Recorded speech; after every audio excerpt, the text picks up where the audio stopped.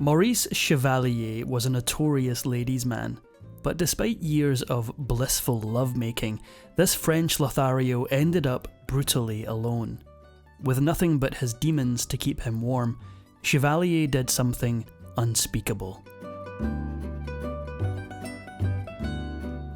Maurice Chevalier lived through 2 world wars, worked in Paris, London and the US. He performed on stage, in silent films and in musicals. There was a time when people called him the most popular Frenchman in the world.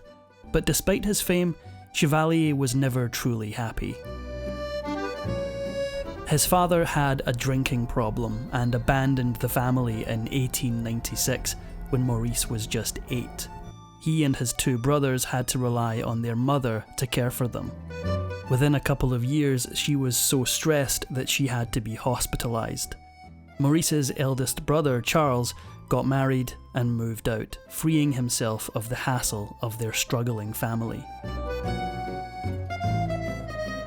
It was clear to young Maurice and his brother Paul that they'd have to pitch in for the sake of their mother's health. Paul started working at a factory, and Chevalier dropped out of school before his 11th birthday to become an acrobat. It was his dream job, and he was good at it, but an injury soon forced him to give up that dream. Then, a job at a mattress factory resulted in a machine crushing his finger. The little guy just couldn't catch a break. His body was broken, but he still had his voice. He decided to offer his singing services at a cafe close to home. The owner agreed, although he was sceptical about hiring a 12-year-old singer. He may have had a point, because Chevalier sang off-key throughout his performance, much to the audience's amusement. Completely discouraged, young Maurice vowed never to perform again, until a pep talk from his mum and brother encouraged him to work on controlling his nerves. He returned to the cafe to perform, calling his act Little Chevalier, Miniature Comic. He filled his show with lewd gestures and language. It delighted the general music hall crowd, but wasn't a hit with the more fashionable gentry. Still, it gave him a taste of success. As Chevalier grew older, he realised that he was quite the looker. He experimented with his style and evolved into a suave Casanova. This worked in his favour, and he won lots of admirers in France after one particularly successful performance in Marseille. And he was especially happy to win the admiration of one special person. Friel, the biggest French star of her time, helped Chevalier get his name out there, but after 2 years of sharing the limelight with her, Maurice decided he needed to move on. Friel was notoriously fond of drink and drugs, and Chevalier claimed he became an addict himself while he was with her. So, did he leave her because he wanted to distance himself from these temptations, or was it because he spotted someone fairer on the horizon? Why not both?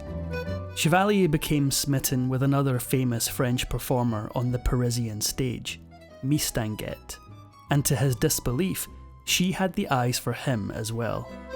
While Mistinguett realised that the handsome young man 10 years her junior didn't have a voice or dancing skills to write home about, he bowled her over with his charm. Just like that, one of the most beautiful and scandalous women in Paris took him under her wing.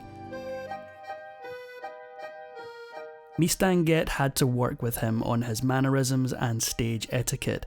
This meant rigorous dance training, which required them to leap on top of tables, somersault and cartwheel across the stage, and ended with them diving at each other and rolling up in a carpet together on the floor.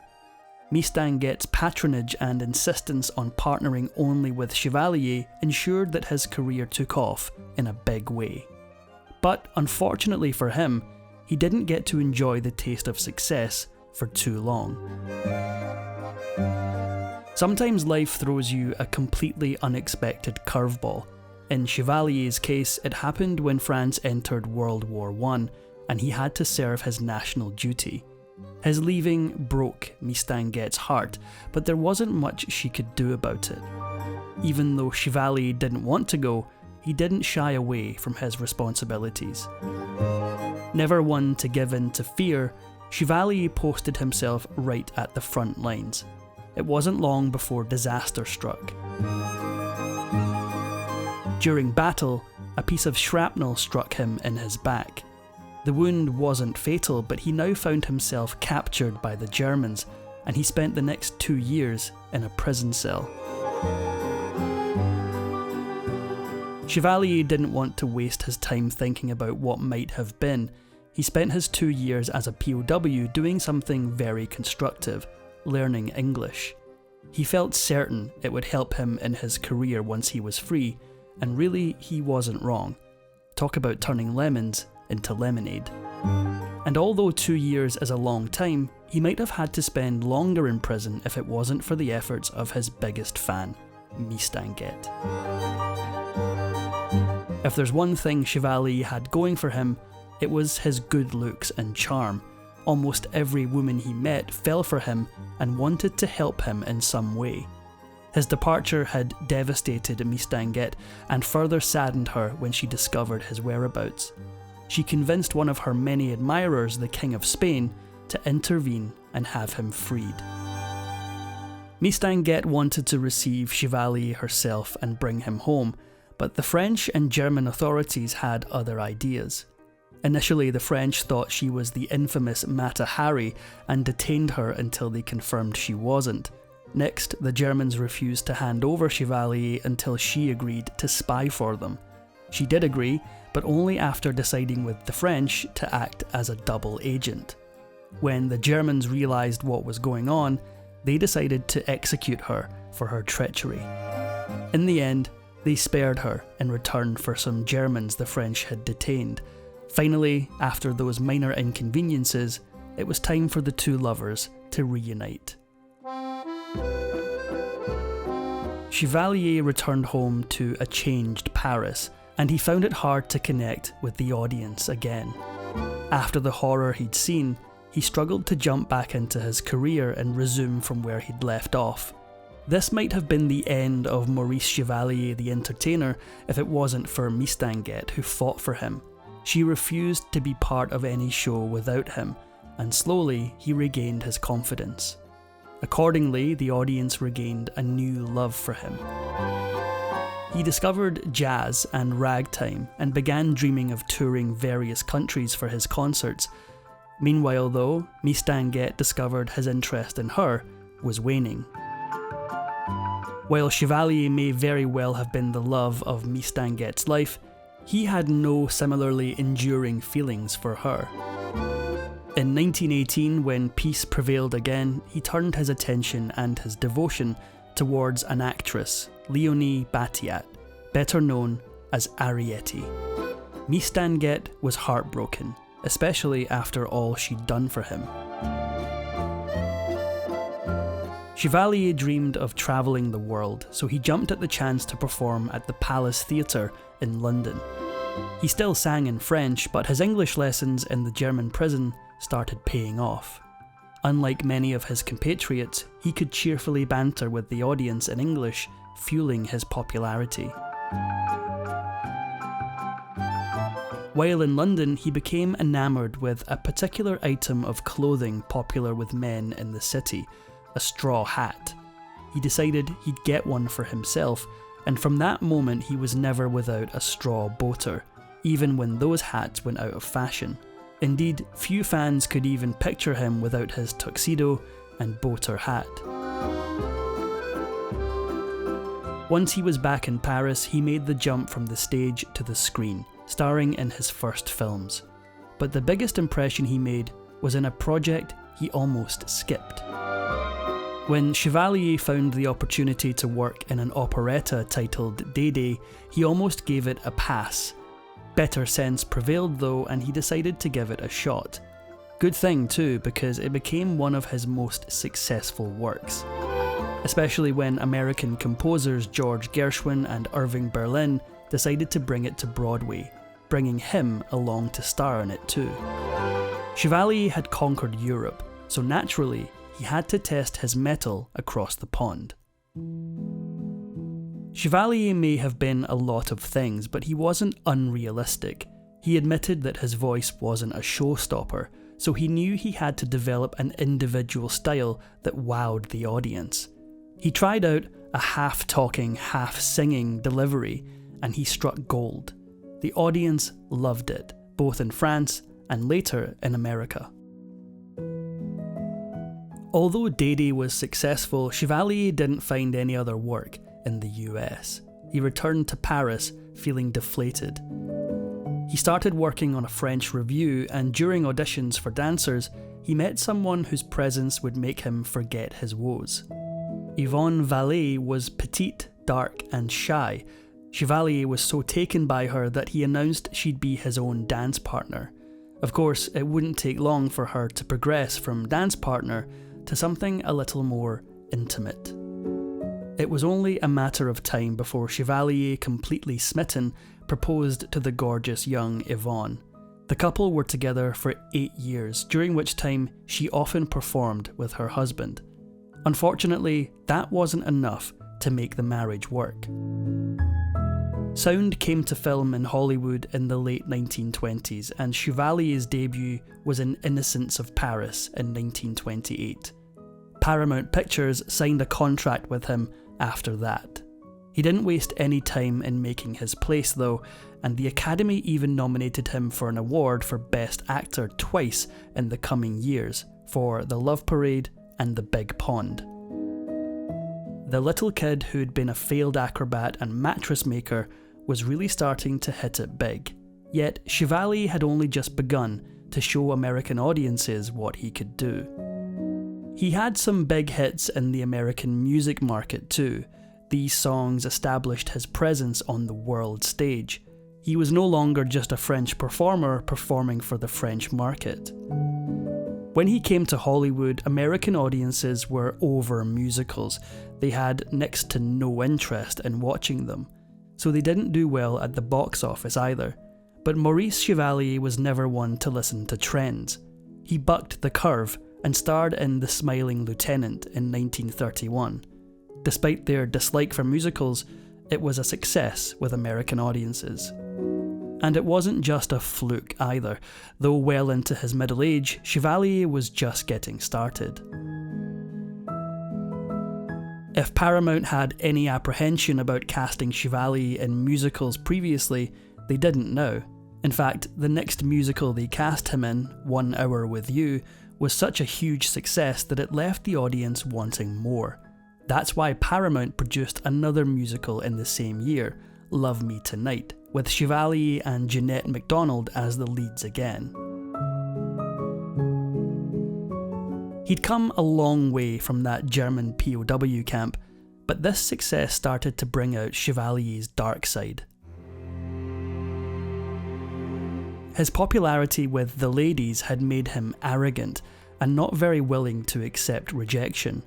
So the man didn't like it when MacDonald rebuked his advances. He called her a prude, and she responded by labelling him as the quickest derriere pincher in Hollywood. After a short stint with MGM, he decided he'd had enough of America and went back home. His first marriage may not have ended well, but that didn't mean Chevalier had given up on the institution.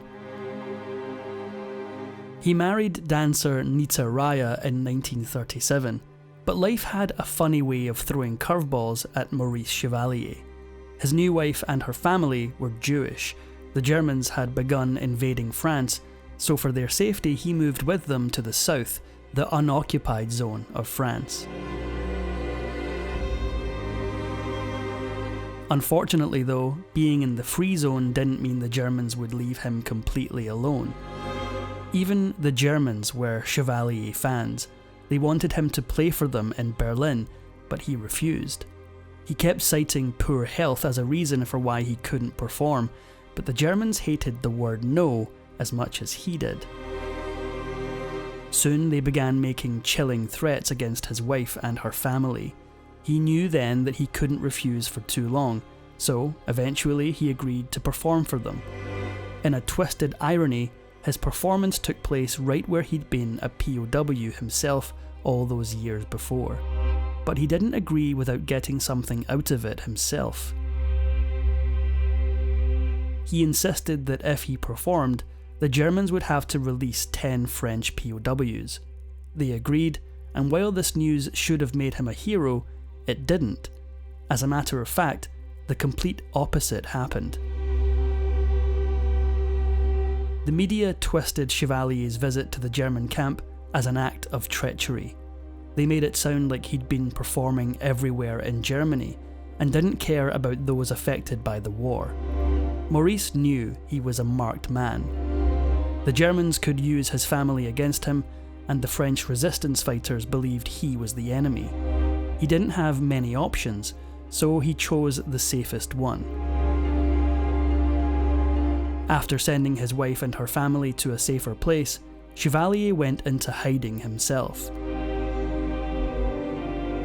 Even after France was liberated in 1944, French law enforcement officials arrested him for supposedly collaborating with the enemy, a crime that carried a death sentence. Luckily, Chevalier was a resourceful man. He got the message to his secretary, who passed it to a reporter who succeeded in uncovering the truth. The French government felt embarrassed by the misunderstanding, and he regained his heroic stature among the French people. However, the US wasn't similarly forgiving. They refused Chevalier a visa for several years, initially because they thought he'd collaborated with the Germans, and later because he signed the Stockholm Appeal, agreeing to the ban of nuclear arms. Once the McCarthy era ended, Chevalier was able to go back to Hollywood and resume his film career as if he'd never left. He made a comeback tour in 1955, and his first film after the 20-year gap was Billy Wilder's Love in the Afternoon, also starring big names like Audrey Hepburn and Frank Sinatra. Another big hit was Gigi, after which he even won an honorary Oscar for his achievements in Hollywood. Although he made a lot of money throughout his career, Chevalier was prone to be rather miserly when it came to spending it. He admitted that he was very careful about his money because poverty is a disease that can never be cured.